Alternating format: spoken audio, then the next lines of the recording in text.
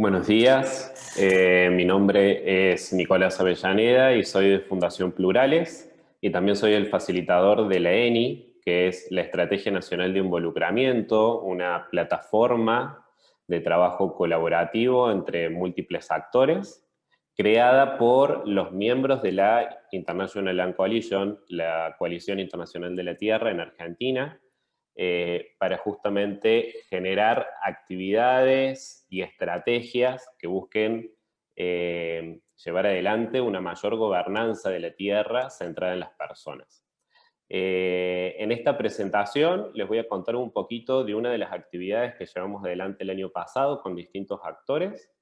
Es un informe que le presentamos al relator de Derechos Humanos y Ambiente, David Bohr, de Naciones Unidas, y ese informe que sirvió, ¿sí?, de datos e insumos para generar el informe propio de la Relatoría de Naciones Unidas, que en este momento se está presentando en la Asamblea General de Naciones Unidas, ¿sí?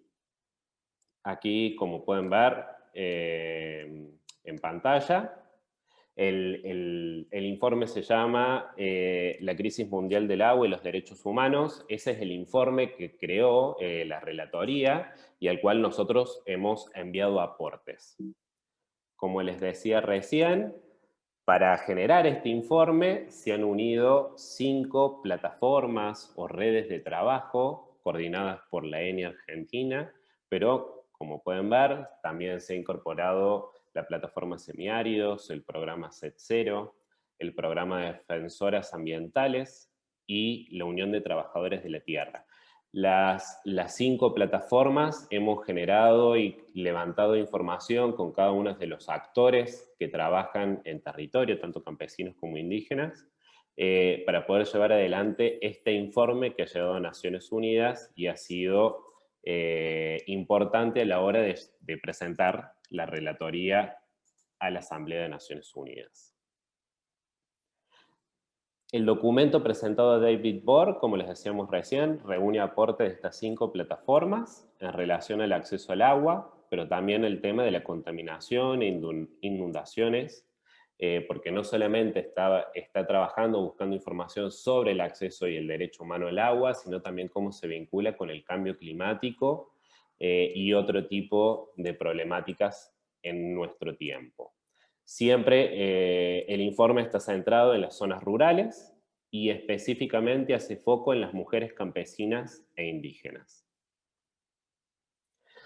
Bueno, como saben, las injusticias socioambientales, los impactos de las sequías, de las inundaciones, las consecuencias que nos va dejando el avance de las industrias extractivas sobre el territorio, siempre tienden a incidir con mayor medida, con mayor impacto en las mujeres, ¿sí? Y esto se debe justamente al rol que tienen las mujeres campesinas e indígenas en el medio rural, en sus comunidades, en relación a los bienes naturales, ¿no? Principalmente con el tema del acceso al agua, son las mujeres las que se encargan de conseguir el recurso, el utilizarlo para la alimentación, cuidarlo, el darle de beber a los animales, etcétera. Son las mujeres las que se encargan de poder trabajar con estos recursos, ¿no? Entonces, cada vez que no hay acceso al agua en este tipo de territorios, las primeras que tienden a sentir el impacto de esa falta son las mujeres,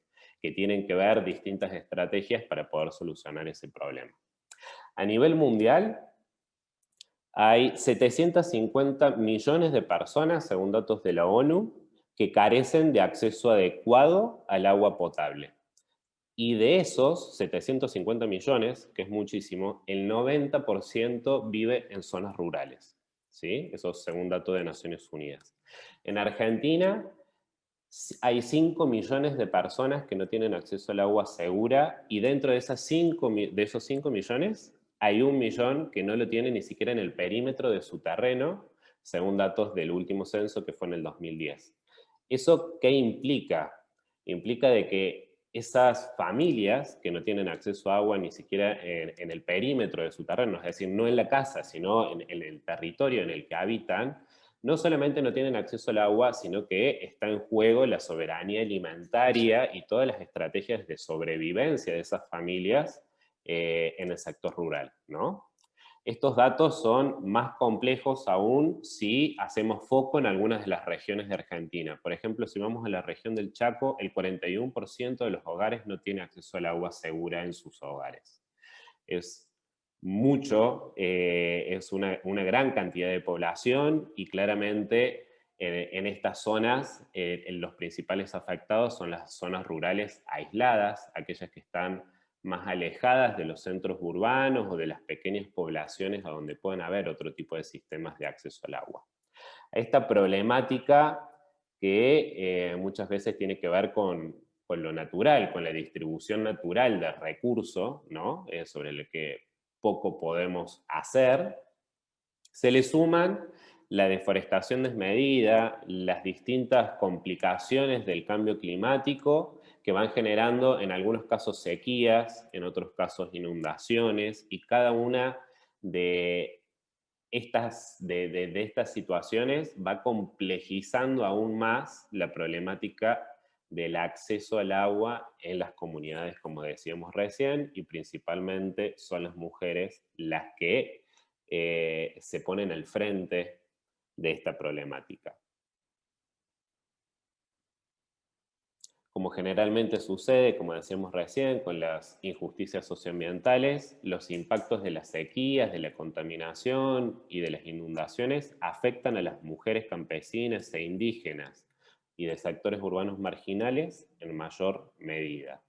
Esto es un dato que muchos de nosotros ya lo conocemos porque trabajamos en este ámbito, pero realmente es algo importante destacar, es algo que el informe ha intentado poner en evidencia con datos empíricos concretos y que ha sido tomado también por la Relatoría de Naciones Unidas con un eje específico de mujeres dentro del informe del relator.